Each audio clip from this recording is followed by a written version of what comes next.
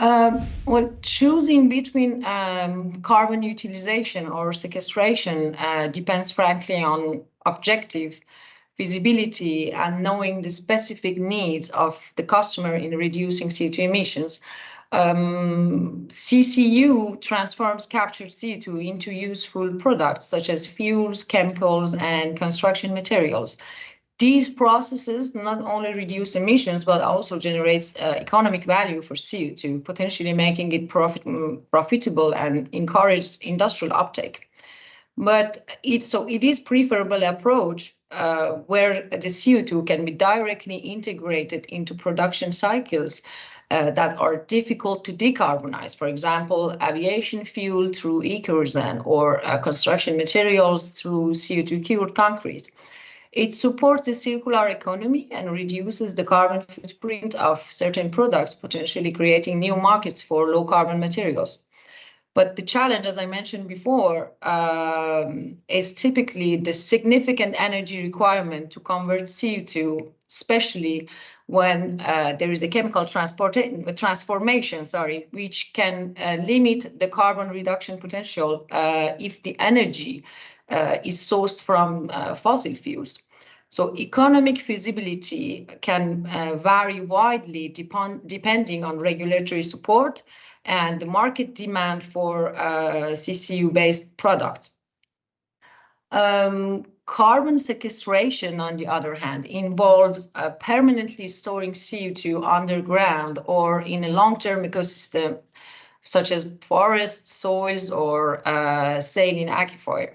So it has a more immediate and direct impact on reducing atmospheric CO2 level by ensuring that captured carbon remains isolated and cannot re-enter the atmosphere.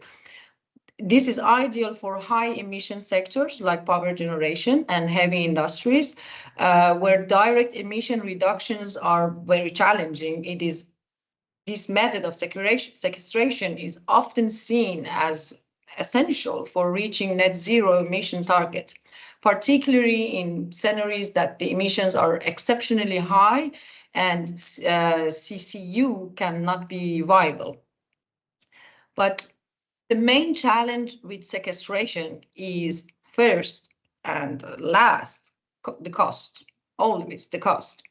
Beside the cost, it also needs long-term monitoring, and there is also potential environmental risk associated with leakage.